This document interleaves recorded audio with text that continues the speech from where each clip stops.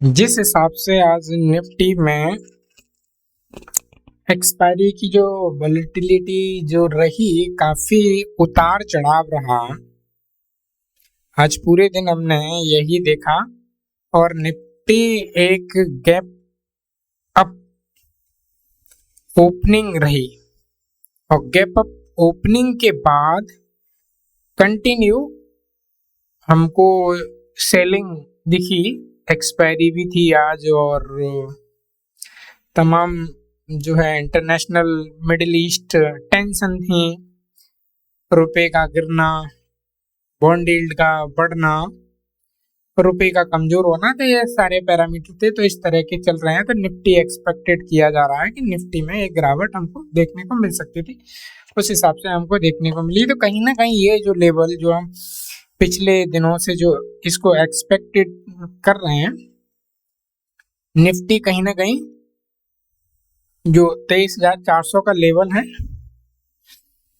और 23,500 जो लेवल है, कहीं ना कहीं इसको एक अच्छा खासा सपोर्ट कंसीडर कर रहा है।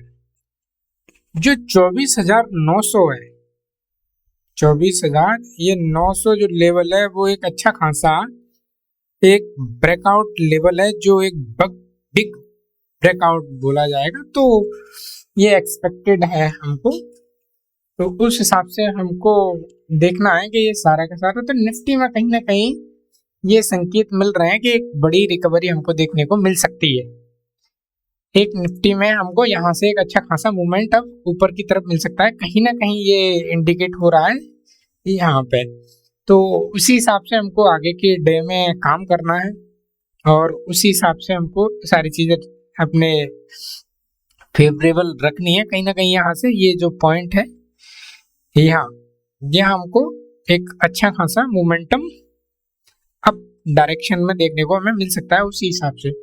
तो मैं निफ्टी को सबसे पहले टाइम फ्रेम डे फ्रेम से मैं 30 मिनट टाइम फ्रेम पे मैं शिफ्ट करता हूँ और 30 टाइम फ्रेम पे आप यहाँ देख सकते हैं कि किस तरह का आज का जो मोमेंटम रहा। या ओपनिंग से कंटिन्यू 30 मिनट टाइम फ्रेम की एक कैंडल है, ओपनिंग से कंटिन्यू यहाँ आप देखेंगे कि कंटिन्यू सेलिंग आई और उसके बाद में कहीं ना कहीं यहाँ पे ये हमको एक मार्केट में फ्लैट हमको दिखता अच्छा खासा मिला।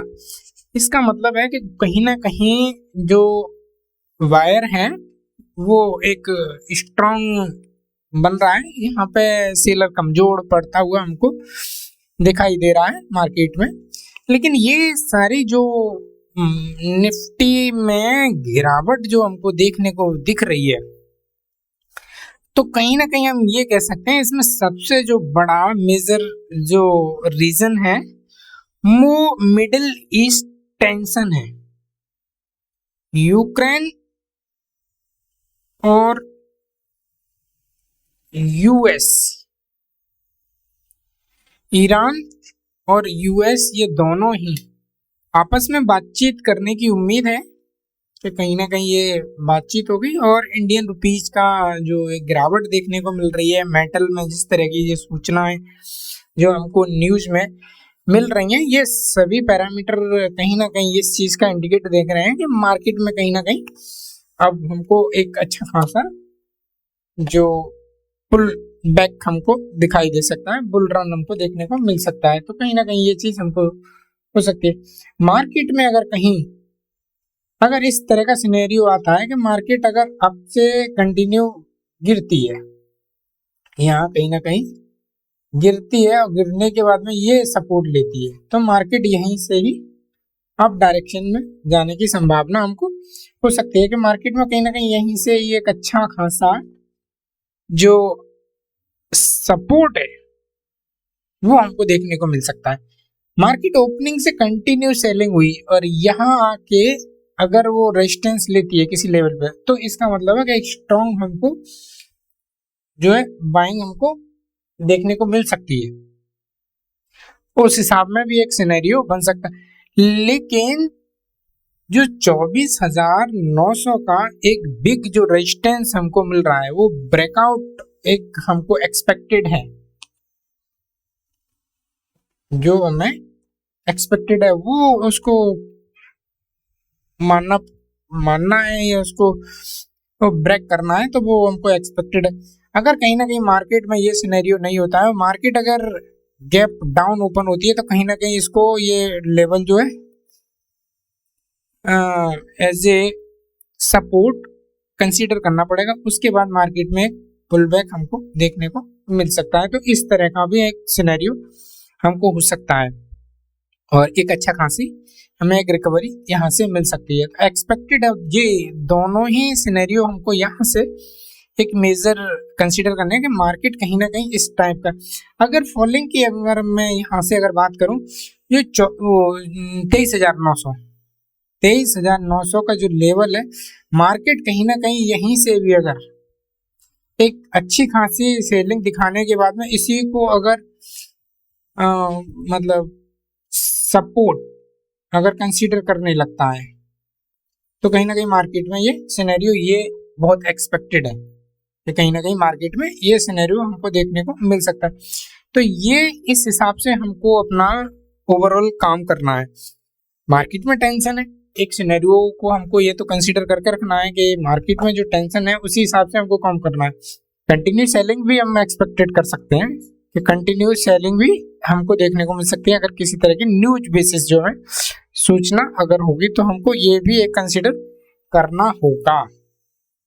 तो यही सारे पैरामीटर हैं जिस हिसाब से जो अभी मिडिल ईस्ट का जो एक टेंशन है, इंडियन रुपीज में जो रुपए की वैल्यू का गिरना है, मेटल में जिस हिसाब से देखने को मिल रहा है, तो हम लोग एक बार ये जरूर यहाँ से कंसीडर करेंगे। बाकी ये सारे बड़े ही इम्पोर्टेंट लेवल हैं जो मैंने वीकली चार्ट पे आप लोगों को कंटिन्यू पिछले टाइम से जो मैं बताता हुआ चल रहा हूँ, उसी हिसाब से हम लोगों को अपना मार्केट में काम करना है कि ये इस हिसाब से हमको, ये आप देख सकते हैं कि ये लेवल कुछ इस सिनेरियो में क्रिएट है। तो कहीं ना कहीं यही ये मार्केट अब ये वाला पॉइंट जो है आप देख सकते हैं कि ये कहीं ना कहीं एक्सपेक्टेड है कि मार्केट कहीं ना कहीं यहीं से इसको